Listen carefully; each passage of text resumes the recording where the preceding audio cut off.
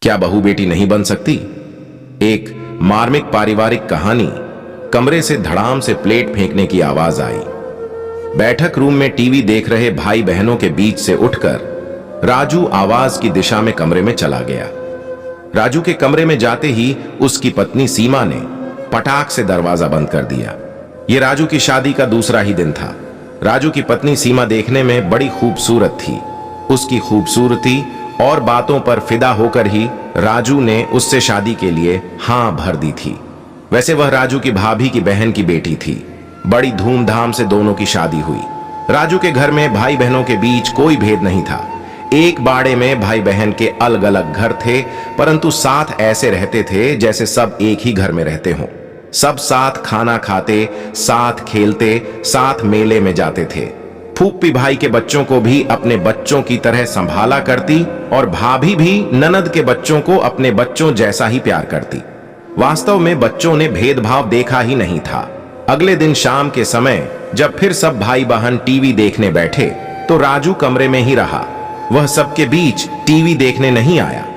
इसके अगले दिन फिर सब एकत्रित अपनी पसंद का सीरियल देखने साथ बैठे ही थे कि राजू की बीवी दंदनाती आई और रिमोट से अपनी पसंद की मूवी लगाकर देखने बैठ गई। राजू की मां ने जब यह देखा तो वे बहू से कहने लगी, बेटा, सब जो सीरियल देख रहे हैं वही तू भी थोड़ी देर देख ले। सीरियल देखने के बाद चले जाते हैं बच्चे, बात बात पर लड़ाई। दरअसल राजू के मामू के यहाँ टीवी नहीं था और न ही उन्हें अलग से टीवी लेने की जरूरत महसूस हुई कभी। एक टीवी के ही बहाने अपना पसंदीदा सीरियल या कोई खास मूवी देखने सब एक समय बैठक में नजर आते थे। अगले दिन फिर जब सब उसी वक्त टीवी देखने बैठे तो राजू की पत्नी सीमा ने आकर टीवी बंद कर दिया। सब चुपचाप बाहर निकल गए। धीरे धीरे सबकी समझ में आ गया कि सीमा भाभी को सबका बैठना अखरता है। दोपहर के समय पार्टी मामू के यहाँ जमती थी। सीमा को राजू का मामू के यहाँ बैठना भी अखरता। वह बुलाने चली जाती। राजू उठकर नहीं आता तो उसकी बड़बड़ शुरू हो जाती। सुबह देर तक सोना, उठकर सास द्वारा बनाकर रखा हुआ खाना खाना और कमरे में चले जाना। न दो देवरों की उसे कोई फिक्र थी, न सास ससुर से कुछ लेने देने की परवाह। कुछ समय बाद छोटे भाई की शादी हुई। नई बहू ने धीरे धीरे घर को संभाल लिया। हर काम में सबकी जबान पर छोटी बहू रीना का ही नाम रहता। रीना के साथ घर के सदस्यों का हंसना बोलना सीमा को अखरने लगा। वह बात बात पर रीना से झगड़ने लगती। सास को लगा समय के साथ या औलाद होने पर सीमा सुधर जाएगी। वह 3 साल में 2 बेटियों की मां बन गई, लेकिन उसके व्यवहार में कोई उचित परिवर्तन नहीं हुआ।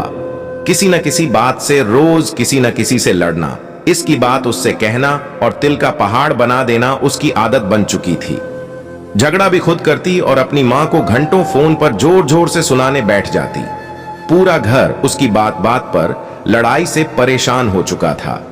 अच्छी है समझदारी। कमल एक पढ़ा लिखा लड़का है। ऑनलाइन वर्क में वह थोड़ा बहुत कमा लेता है। घर में 2 भाभियां हैं, दोनों के 3-3 बच्चे हैं।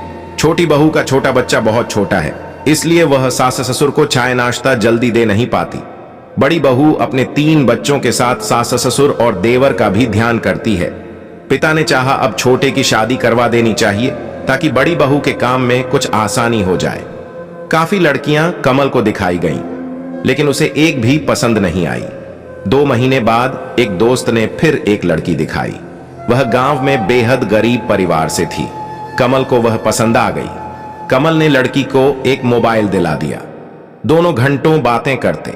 रिश्ता पक्का हुआ ही था कि कोरोना के चलते लॉकडाउन लग गया। कमल जल्दी शादी के लिए उत्सुक था। लॉकडाउन में जरा सी डील मिलते ही कमल के साथ मां और दोनों भाई गए और दुल्हन को ले आए। दुल्हन के पिता गरीब थे, इसलिए कुछ भी साथ न दे सके। रस्मों और विदाई का छोटा सा खर्च भी कमल को ही करना पड़ा। कमल के पिता यह सोचकर खुश थे कि कमल की बीवी रेशमा गरीब घर से होने के कारण यहां खाते पीते घर में खुश रहेगी। वैसे भी घर में है ही कौन, 2 बड़ी बहुएं, वे भी अलग अलग, तीनों बेटियां अपने अपने घर।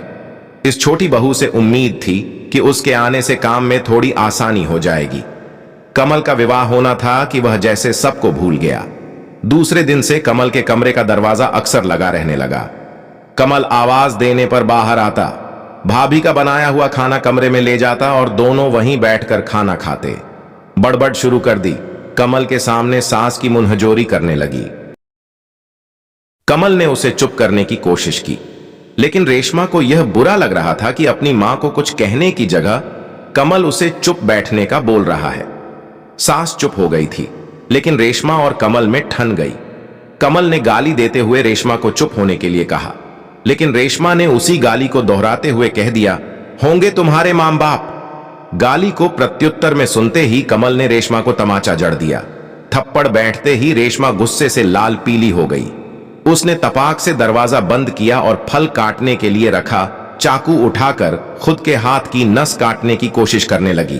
कमल चाकू छीनने लगा। रेशमा गुस्से में बड़बड़ा रही थी, अब एक को भी नहीं छोड़ूंगी, सब जाएंगे जेल। बाहर भाभियां, दोनों भाइयों, सास ससुर को कुछ सूझ नहीं रहा था कि क्या करें। अंदर से छीना अजपट्टी की आवाजें उन्हें परेशान कर रही थीं।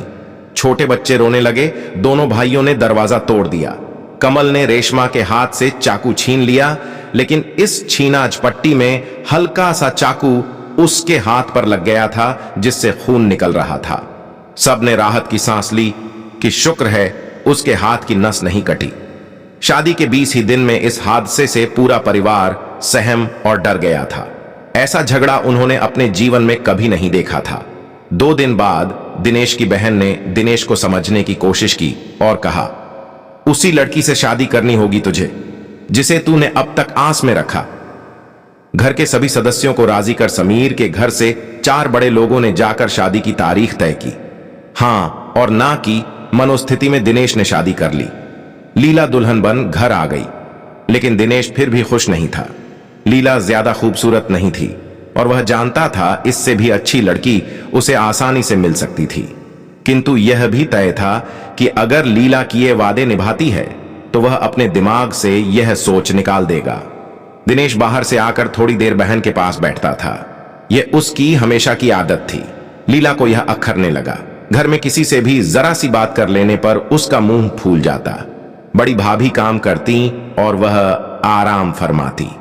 उसे सब में कमियां दिखाई देती और किसी न किसी की बात को पकड़कर बड़बड़ाती रहती। जरा सी बात का बतंगड़ बना देती और इतनी जोर जोर से बोलती कि घर की खिड़कियां और दरवाजे बंद करने पड़ते। पिता की ओर ध्यान देने की हिदायत करती, उनकी समस्याएं सुनती, उन्हें समझती। अक्सर वहां की खुशी और दुख उसके चेहरे से साफ समझे जा सकते थे। समय के साथ लीला मां बन गई, लेकिन उसकी आदतें नहीं बदली। बच्चे की जिंदगी बर्बाद न हो यह सोचकर उसे सहना दिनेश की जिंदगी का हिस्सा बन गया। वह यह सब अकेले सह भी लेता, किंतु खुद की बीवी द्वारा अपने घर के लोगों का चैन सुकून बर्बाद होते देखना उसकी मजबूरी बन चुकी थी। लीला को एक शब्द कहना मतलब बड़े तमाशे के लिए तैयार होना था। सवाल यह है कि बेटी को क्या यही सीख मायके से मिलती है? ससुराल में आते ही घर की एकता को तोड़ने की कोशिश से क्या वह बहू अपना दर्जा और सम्मान पा सकती है?